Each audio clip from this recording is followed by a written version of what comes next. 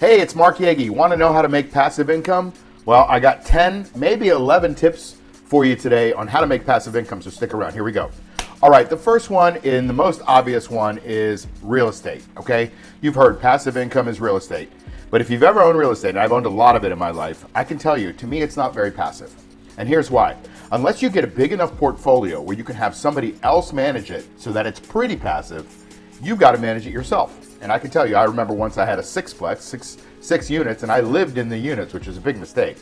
And in the middle of the night one night, I had somebody say, hey, can you come over and fix my toilet? It's leaking. And it was late. Like, I didn't want to get out of bed and fix the toilet, but like, if you don't fix a leaky toilet, it could be nasty the next day. So I had to get up and go over there and do it. That was a rough thing.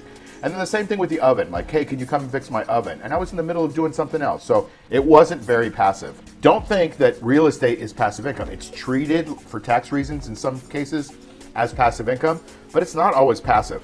And even if you have somebody else managing it for you, you've got to manage the manager, right? You've got to make sure they're doing the job. You still got to visit the place, make sure it looks good, make sure the manager's keeping up with the property and the rent and all those kinds of things and taking care of the customers.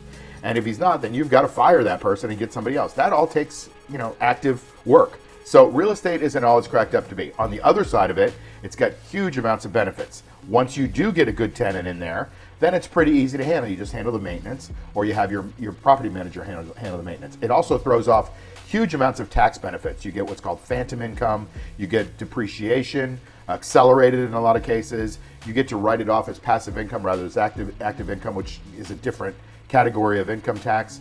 There's a lot of benefits to real estate. So consider real estate when you're looking at passive income as well, even though, remember, it's not always exactly passive. The next one, and by the way, I've done almost all of these in some form or another in my lifetime. So I can speak from a little bit of experience on what these are all about. The big one for me, the best one in the world, is called covered calls. That's where you buy a stock and you sell a call against it. If you want to know more about covered calls, check out this video right here. It's on my covered call channel. But it's basically you buy a stock and you basically rent your stock out to somebody else. It's going to pay you money, like every month or every week, for the right to buy your stock from you at a purchase price that's predetermined. And so covered calls can throw off what we target 1% to 2% a week or 2% to 4% a month. So they can be an extremely great form of regular income. Now, they're not passive either. That takes some work, right? You've got to go in there every week, maybe for 20 minutes a week, tweak your portfolio, go to the next covered call, and do it all over again. But covered calls are great because they take advantage of the stock market and they can make you way more than real estate in passive income amounts and percentage-wise per year. The next one is membership. So let's say that you have a skill at something. What I would recommend these days is to create a course and tell other people about your skill, right? Show other people how they can do it. If you have a skill, other people often can't see it or they can't see their way to doing it. So if you can give them the step-by-step way of doing it, then I highly recommend that you do that because you have a talent, you have a genius. Everybody has a genius. And if you can put it online so that other people can learn about it, great. That's a course, right? Going deeper into that course, maybe you have a membership where you teach them other things as well, maybe that are along the same lines. Now, I have a program called the Cash Flow Machine. I just mentioned covered calls, right? So Cash Flow Machine teaches people how to take the stock, sell calls against it. Even if you have no idea what I'm talking about, you can be up and running in a couple of weeks and start making reliable income every month. This is a great strategy for retirement, by the way, or it's a great strategy for eventually replacing your 9-to-5 income so you don't have to exchange your time for money. We have memberships and membership groups where you can join and we all share ideas about how we're making money in covered calls. So that's one membership program I have. The other one is called Light Circle, and that is a community for like-minded individuals who want success in all the areas of their life, their health, their wealth, their relationships, their soul, their travel, their time. And we all, get together and we hold each other accountable and discuss things and we move forward together as a group, but we're all learning at the same time. So it's really cool. So those are the groups that I've created, and you can create your own group too, your own membership group, your own set of skills. The next one is affiliate marketing. Now, this affiliate marketing is a weird thing because a lot of people talk about how you can make tons of money on affiliate marketing. Yes, you can. You've got to be in the right program. You've got to be in a program that you believe in, that you understand, that you want to talk about, that maybe had an effect on your life so that you could speak from experience. You don't want to just go out and sell somebody else's program and have that program be junk, and then you're sitting there with your reputation on the line. But if you have an email list, if you have a social media community, if you have some kind of reach, even if you don't, by the way, if you want to build that reach, You can take affiliate marketing and make a lot of money with it, because I can tell you, I have the cash flow machine program. I just mentioned the membership, and I'm willing to pay people that want to sell it to other people. I'm willing to pay them a commission to get other people into my program. My goal is to change as many people's lives as I possibly can in the world, right? And so if I can get that reach through somebody that I've never met before, or even somebody that likes my program and now can go and market it to somebody I've never met before, or I may have never reached before, that's a benefit to me. It's a benefit to the affiliate marketer. The same thing with Light Circle. If I can get people to join that mastermind community, more people are going to be affected, right? And so I'm willing to share some of the commission or the donation with them, and it's a win-win, right? So that's the best thing about life, is that if you can create a win-win for people, everybody's happy. The next one is, let's say you have a house near a stadium or something like that, or you have a rental, you have a vacant lot. You can rent that space out for parking. There are people that live near Tampa Stadium, for example. And near Tampa Stadium, there were a lot of houses that had little, lots in front, and they would jam 10 or 20 cars on those lots, and they would get, $25 a piece. It's pretty good income for a Sunday afternoon, right? Just let somebody park on your grass, then you go and water it the next day and you clean it up, whatever. See how it's not always passive? But it is a great way to take advantage of an asset. And so you should start thinking, take advantage of these assets that you have, because those can be turned into income generators, cash flow generators. So renting out space for parking. So the next one is something called dividend stocks. Now, you do need to have a little bit of money for this, but this is pretty close to passive income. You put your earned money in, and then the company will pay you to keep the money there for the right to use your money. They'll pay you a dividend. And so they'll set a dividend every quarter or every year. They talk about how much we're going to pay in the dividend.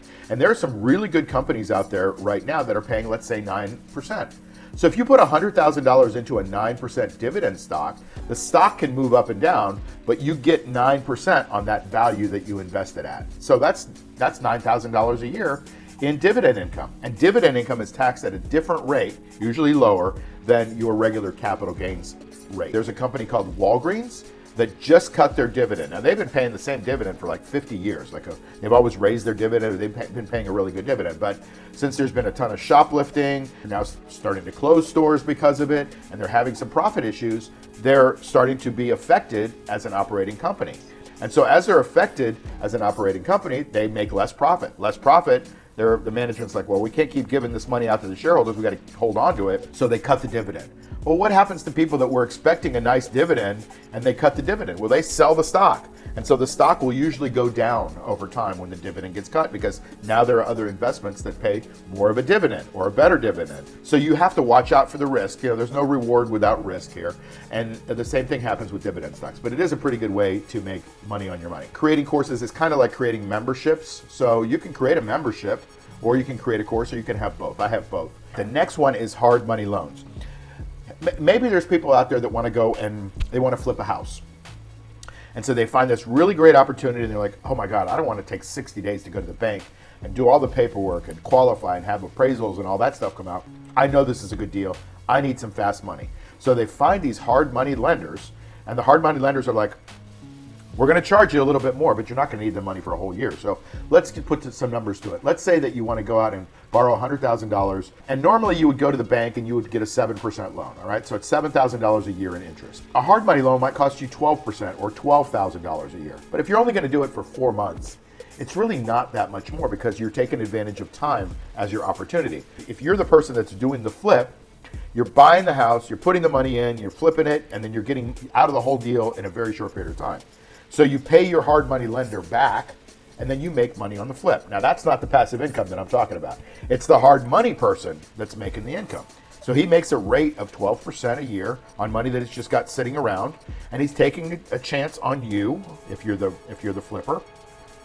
But he's usually securing against the house. Maybe it's a first mortgage or a second mortgage. That's one way that you can lend money out. I don't love this way, frankly. I know a lot of people in the hard money business that have gotten burned, and then they got to go foreclose and chase after the person. But it is a way to make income.